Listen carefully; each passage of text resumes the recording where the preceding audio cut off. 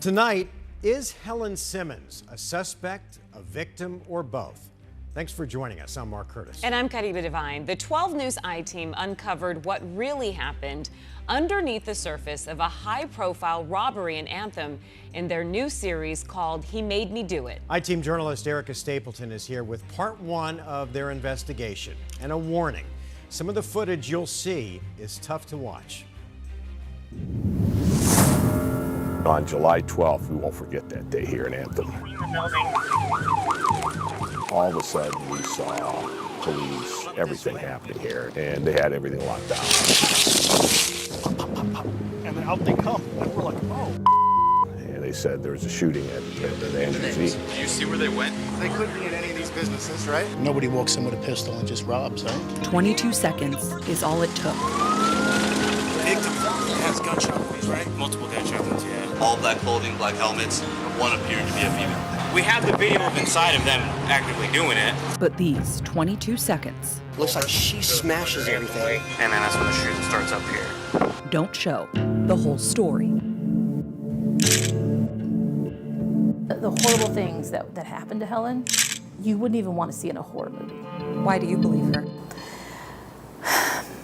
I'm investigative reporter Erica Stapleton, and this is He Made Me Do It, a 12 News I-Team series uncovering how a teenager from Vermont became a robbery suspect in Arizona, saying she was forced into the crime by an abuser. We were told that you're a victim of human trafficking. We take a hard look at whether a suspect can also be a victim. She's a danger.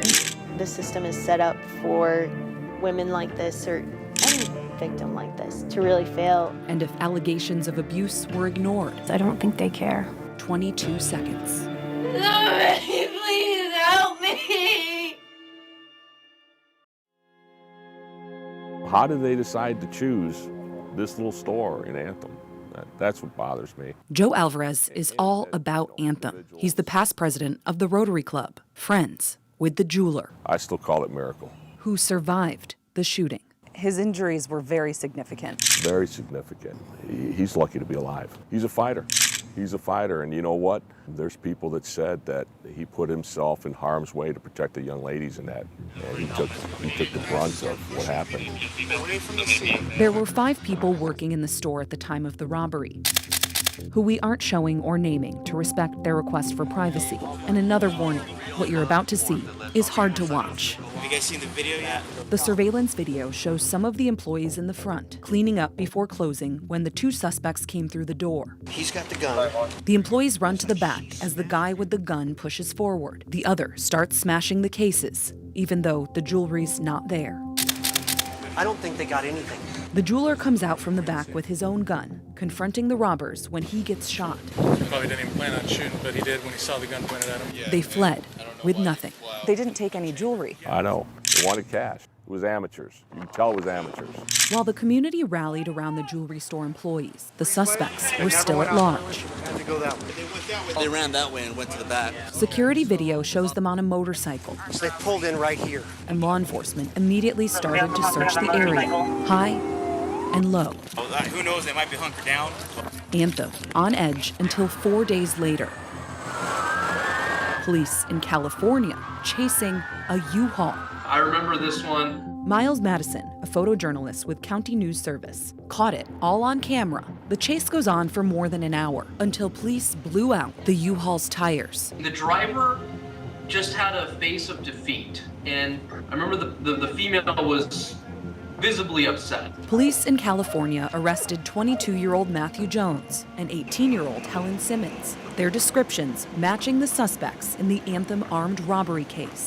The robbers were captured over the weekend after a police chase in California. The Bonnie and Clyde-like couple causing chaos. They found a motorcycle packed in the back of the truck, black clothing, helmets, a hammer. Oh, there was a sense of relief, right? They've got him. Now we got to make sure that justice is served. But much like the video of the robbery, the arrest doesn't tell the whole story. You meet him on Tinder in Phoenix? Yes. Matthew Jones is a guy Helen met just a few weeks before, who she said wouldn't let her go. Next time on He Made Me Do It. We were told that you're a victim of human trafficking. He made me do some horrible things. And this is so far beyond the scope of anything that she would do.